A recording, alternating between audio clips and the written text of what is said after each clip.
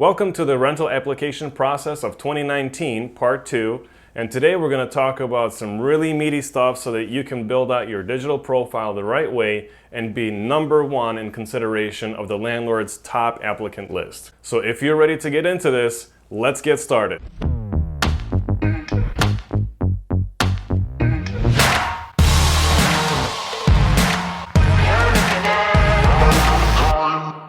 Welcome back, friends and family, and welcome newcomers. Today we're going to get into digital profiles and the value of creating really great content for the landlords to dig into that's going to make everything super transparent to help them make a really great decision about choosing you over anybody else applying for the apartment. And this is a video to help you prepare to build out your digital profile should you choose to make your own, or if you'd like to follow the digital profile process on 36010x.com. That is the link. This information is brought to you free of charge, accumulated from 10 years of experience so that you have the opportunities to level up. Today is the day that I've been waiting for. It's finally Mastermind Mondays. So today we're going to get into the 11 steps. How do you do that with fingers? Today we're going to get into the 11 steps that are going to help you get to the next level of your rental process so that you can be well prepared to create your digital profile, providing the most information for the landlord to make the right decisions, and cutting out all of the fluff that might actually hurt your chances of getting an apartment. So we're just going to focus on the exact things that you need to do in this digital profile. So let's get started with tip 1. So tip 1 is the opening card. And in the opening card, you're going to make your introduction and you want to be friendly. Friendly is really important, but you don't want to be just super exuberant because you may not be able to maintain that kind of energy if that's not your normal level. So you want to start out in a way that you want to end, and you want to maintain a positive level throughout. So first you'll introduce yourself by saying hello, or thank you for watching my video, or it's nice to digitally meet you, or anything to the sort where you make a warm introduction, and it can be a little bit of fun, and that would be perfectly okay. The landlord won't think weird of you. You just don't want to do anything crazy, right? But I don't really want to define crazy because then people will do something and say, well, you didn't say that was crazy, and so we just want to have you use your best judgment. So when you make your introductions, you want to have everybody repeat the exact same process of this first tip. So let's say, for example, you introduce yourself first and you say, hi, my name is, and you give your first name and last name. And then after that, you talk about the name of the job, your job title, and then what is your net monthly income, when did you start, and how long have you been there. So you want to get through all of that for yourself. And then when you do all of that, then you get to the next person, and the next person works through the entire sequence exactly the same way. If you've been at this job for a short amount of time, let's say less than a year, then you also want to do the same thing with your previous job. Hopefully you can give the landlord, 2 years of job experience here. And if you've left from those previous jobs and you don't have those jobs, they're not additional jobs like second source or third source of income. If those jobs are your previous jobs, then you also want to mention why you left. You really don't want to slander anybody or talk bad about anyone, and then just end on a positive note. So tip number 2 is education. And this is a difficult area for some people who may not be proud of their education or may not have enough education where they feel confident talking about that. So feel free to skip the education portion. If you do have education, certificates, diplomas, licenses, this is where you want to talk about all of those things because it's going to help show the landlord some confidence that if you needed to land on your feet and find another job, then you'd be able to do that pretty well. Landlords like to see that kind of stuff because it gives them assurance that you're upwardly mobile. Again, don't worry if you don't have any of those things. There are plenty of millionaires who don't have any kind of formal education or licenses, and I don't want you to feel bad about not having an education. It's all about using the talents and abilities that you have in such a way that creates success for you and the people around you. So now let's get into tip number 3, which is rental history. And the rental history section is going to be talking about your current rental history if you have any. If you don't have any current rental history, skip this step also and go to the next step. But in this step, for those who have rental history and you're currently living somewhere, or you just recently got out of a lease, like within the last 30 days, you can still use that as rental history. So for example, here you're going to mention the zip code where you're living and explain to the landlord if it's not in the local area. Like let's say, for example, you're in California, you just relocated to Chicago. You don't want to give a California zip code because they're not going to understand. So here you're just going to mention I relocated from Pasadena, California, for example. And then you're gonna mention when did you move in, when did you move out, why did you move out, how much was rent, how many bedrooms, do you owe the landlord any money, and what would the landlord say about you? So these are all things that you would say in one sequence, and every person that's over the age of 18 will follow the same sequence for each of these cards. So in this card, they will follow this sequence. So then getting into tip number 4 is the prior rental history card. And here you're going to talk about pretty much the same thing, and you're going to get into the exact same sequence, which is the zip code, or if it's out of area, the city and state. Then you're going to mention when did you move in, when did you move out, why did you leave that apartment, how long were you there, how much was rent, how many bedrooms, and do you owe the landlord any money. Here, if you owe the landlords any money, or you have a tough rental experience that you really don't know how to explain to a landlord, you want to hire a professional strategist to help you walk through that, because knowing exactly how to present that information is going to be the difference between succeeding and failing. And I believe that there are so many variations to how to understand the situation and then express it in a positive way that it wouldn't do you any justice for me to walk through some scenarios and then you trying to muddle your way through it and then screwing it up and really ruining your chances of securing a really great apartment for yourself. So if you have any kind of situation that's difficult for you to walk through, like if you have unusual income, a tough rental situation, or if you have a criminal background, you might not want to do this as a DIYer. This would be a great opportunity for you to connect to a professional strategist to help you work through those scenarios so that you can come out on top, or at least have the best chance of succeeding with a rental that you want to apply for. So tip number 5 is the memorable card.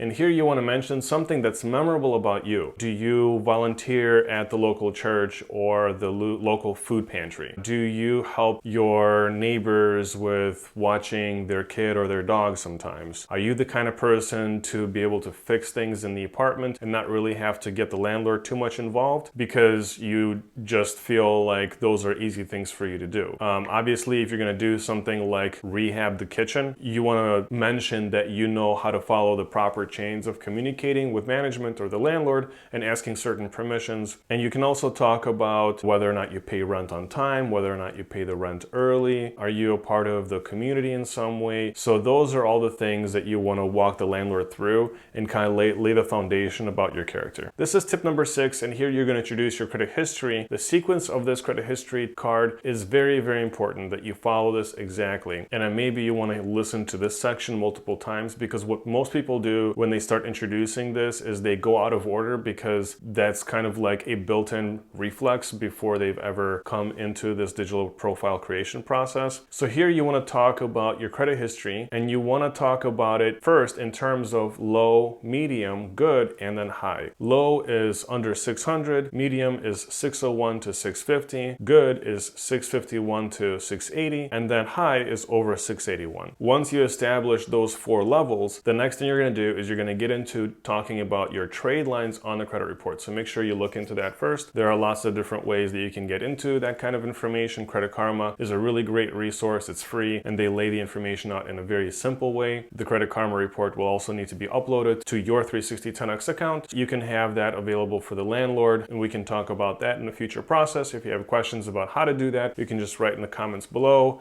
How do you upload Credit Karma on 36010X? By the way, you can write in the comments below what are trade lines, because not everybody knows what trade lines are. So if you need to learn about trade lines, I can make a different video that talks about what trade lines are. And so as far as trade lines, you have negative derogatory information on your trade lines. How you present that information is going to be very, very important. So you might want to consult with a strategist on 36010x.com to help you navigate those tough waters so that you can get the best opportunities of securing the apartment that you really want. Once you've gone through and explaining the trade line section, this is where you talk about your credit score. So most credit scores fluctuate just a little bit. So if your credit score, let's say, fluctuates from 650 to 670, give a short range that helps identify what the variances are, and hearing the higher end variance helps create more value for you as a renter and more stability in the landlord's mind about you as a debt payer. If you have some blemishes, you might want to talk about what you're doing to improve your credit score. So if you're doing something like, I've chosen to pay down my debt and not get credit cards anymore, anymore, or I've chosen to pay down my debt and also get secured credit cards to build up my credit, or I've reduced the number of credit cards. So whatever you're doing to improve your credit, sometimes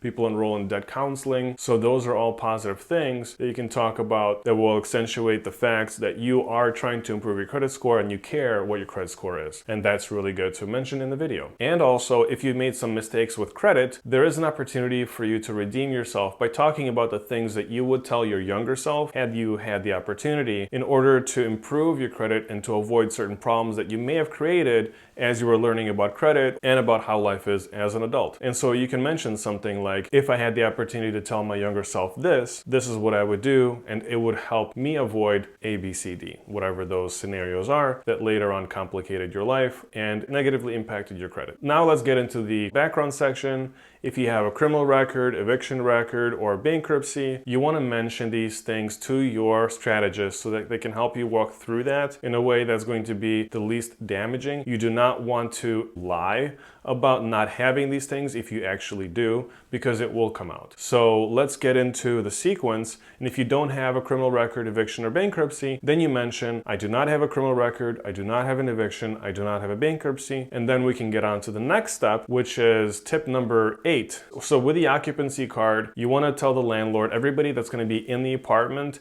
either part-time, full-time, or visiting. So if it's you and another adult, then you mention the names of the adults. If there are going to be children that are going to be involved, then you also want to mention all of the kids' names, ages, and their sex. Then if you have custody of certain children, then you want to mention which kids are permanently with you or on a full-time basis. Then you want to mention which kids visit you and how frequently. Then you want to mention all of the pets, if it's a cat or a dog, and if it's a dog, the breed and the weight.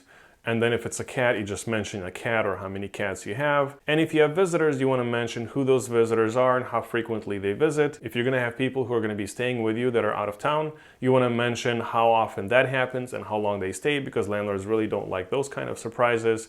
Because whenever they feel like there's somebody living in your apartment that you haven't mentioned, they feel concerned about that because there are building code regulations that they don't want to violate themselves with the city that they're in. Each municipality has their own building code rules. And then aside from that, they don't want anybody in the apartment that they don't know about because they want to keep the other residents in the building feeling safe. So now we're on to tip number 9, which is the weekly routine. Here in the weekly routine, you get to establish what you do on a day-to-day basis from Monday to Sunday. So if you get up in the morning, you mention you get up, you go to work, and you're gone until whatever time in the day. When you come home, this is how you relax. This is really important for the landlord to get a sense of who you are and how, whether or not you're a balanced individual, whether or not you have consistencies, whether or not you have regular things that you're doing. It gives them some insight to get to know you, and that's really important. So don't skip this step. You got to mention the weekly routine and the things that you like to do on the weekends. Obviously, if you're a binge drinker and you like partying and raising a ruckus, you might want to reconsider your lifestyle. You want to mention to the landlord the truth about who you are, but at the same time, if you're realizing from vocalizing this that certain behavior has gotten you in trouble with previous landlords, it's time to change that behavior because you don't want to get evicted. If you do things that, you like to have fun, but you do that outside of the house in order to maintain peace in the building, that's what you want to mention. You say, it's really important for me to have a really good relationship with my neighbors, and when I do want to go out and have fun, I always do it outside of the building, at nightclubs or at bars. If you like to unwind with a little bit of wine, you might want to mention that you do that without going into excess and actually getting yourself drunk and then peeing out of the window, because that would not go over well. What you want to do is you want to show that you're exerting control over yourself and then managing your actions. If you do fun things with your kids, or if you do fun things with your friends, like go to the museum, go to the park, you do nature walks, you do any of those things that are going to be really a good insight or window into the kind of person that you are, then you want to mention that too, because people like to be around other fun people. If you're not a fun person, don't make stuff up. You just mention, I'm a really really quiet person. I like to play my video games. I like to read my book. I like to do my yoga. I like to do whatever it is that you like to do, which is, within your own bubble, and that's also fine. So the next tip is tip number 10, and this is for those of you who are actually using 360 10X, and then here you want to mention why did you choose 360 10X pre-approval process versus going through and applying for apartments through listing websites. Why is the pre-approval process a better process for you than just applying for apartments? So this is something that I mentioned in the previous video, and so you can see the link up above that'll help you understand the difference between DIY and DFY. Okay, it's tip number 11, the closing card, and you've made it. Pat yourself on the back. Way to go. So the closing card is super important because it is the last thing the landlord's going to remember that you're going to tell them, and that is the last thing that will remain on their mind. So the closing statement comes in two segments. One is the goodbye segment and one is the assurance segment. So the first thing you're going to do in your goodbye statement is you're going to say something like, "Thank you for considering my application." If you have a difficult circumstance, you might also want to say something like, "Thank you for considering my application and for being open-minded. I look forward to meeting you soon." So thank you, and I look forward to meeting you soon, or thank you for being open-minded, for listening to my video, and I look forward to meeting you soon. So you want to assume the sale, and that's like an old sales term that I've been learning about and using for years, and it really works. And then in your assurance statement, this is where you're going to take all of the valuable things that you had mentioned earlier, and then you're going to summarize them, such as, I pay my rent on time, I have a stable job, I have great relationships with neighbors, I will be a great tenant, you will never hear any problems from me. Obviously, you want to be realistic with all of your assurance statements, and then you want to stick to expressing those in a concise way. And then at the end of the assurance statement, you again say thank you, and then you end the recording. So then once you created this value proposition for yourself, your digital profile, your rental application of the digital era, then you're going to be in really good shape to start broadcasting that information to all the different landlords that are out there so that they can get to know you and learn that you're showing interest in their apartment.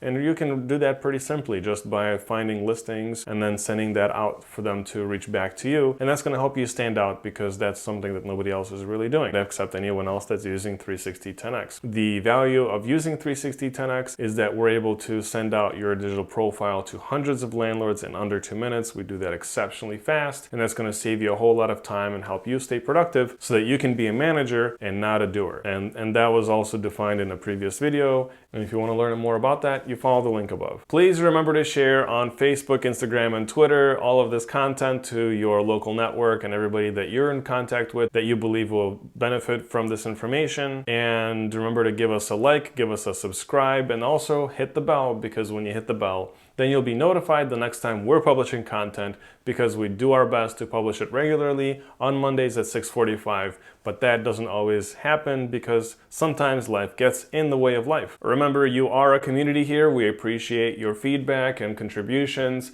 We're trying to do our best to create really great content for you so that you can find amazing value with this channel. And the more comments and feedback you provide, the better the content we can create for you. Thank you again. We'll see you next time.